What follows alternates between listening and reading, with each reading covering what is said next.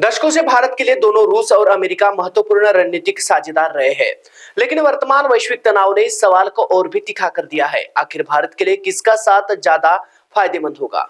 अमेरिकी राष्ट्रपति Donald Trump ने रूस से तेल खरीदने के चलते भारत पर अतिरिक्त 25% टैरिफ लगाने की घोषणा की है। इससे पहले लागू 25% टैरिफ मिलाकर यह बढ़ाकर कुल 50% हो जाएगा, जो भारत की निर्यात संभावनाओं पर बड़ा असर डाल सकता है।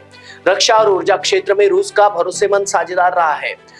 2019 से 2023 के बीच भारत के हथियार आयात का 36% हिस्सा रूस से आता है। साथ ही यूक्रेन युद्ध के बाद रूस पर लगाए गए प्रतिबंधों के चलते वह सस्ते दामों पर तेल बेच रहा है, जिससे भारत को भारी आर्थिक राहत मिली है। वाणिज्य मंत्रालय के आंकड़ों के अनुसार वित्त वर्ष 2024-25 में भारत का लगभग 35% तेल रूस से आया, जबकि 2018 में यह मात्र 1.3% था। वहीं अमेरिका भारत का सबसे बड़ा ट्रेड पार्टनर है। 2024-25 में दोनों देशों के बीच व्यापार लगभग 131.84 बिलियन डॉलर का रहा। हाईटेक डिफेंस से लेकर क्लीन एनर्जी तक भारत की अमेरिका पर निर्भरता बढ़ती जा रही है। विशेषज्ञों के अनुसार यदि अमेरिका ने 50% टैरिफ लागू किया तो भारत के निर्यात पर 50 बिलियन डॉलर तक की गिरावट हो सकती है, जिससे लाखों नौकरियां प्रभावित हो सकती है।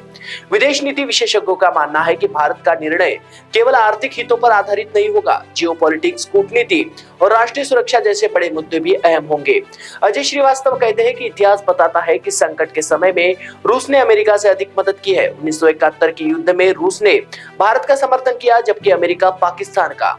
उन्होंने यह भी जोड़ा कि भारत रूस से तेल खरीदना बंद करे तो यह भी जरूरी नहीं कि अमेरिका टैरिफ हटा देगा। भारत की विदेश नीति हमेशा कूटनिरपेक्ष रही है। आज भी भारत रूस और अमेरिका दोनों के साथ संतुलन बनाकर चलने की कोशिश करता है। रविंद्र सचदेव बताते हैं कि अमेरिका के बिना भारत कुछ नहीं कर सकता और भारत भी अमेरिका के लिए बेहद महत्वपूर्ण है। दोनों ने 2030 तक 500 बिलियन डॉलर के द्विपक्षीय व्यापार का लक्ष्य रखा है। अर्थशास्त्री मिताली निकोर का कहना है कि भारत को अपने निर्यात बाजारों का डाइवर्सिफिकेशन करना होगा। अमेरिका के अलावा यूरोप, जापान, ऑस्ट्रेलिया और यूएई जैसे बड़े बाजारों से संबंध मजबूत करने होंगे ताकि किसी एक देश पर निर्भरता कम हो। साथ ही उन्होंने मेक इन इंडिया को बढ़ावा देने और छोटे व्यापारियों को समर्थन देने पर जोर दिया ताकि भारत अपनी आर्थिक मजबूती बढ़ा सके।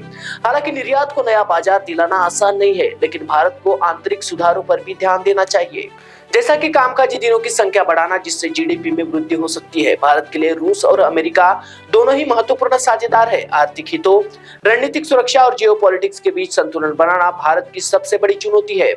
आने वाले समय में यह देखना होगा कि भारत अपनी विदेश नीति को किस दिशा में मोड़ता है ताकि वह वैश्विक चुनौतियों का सामना मजबूती से कर सके।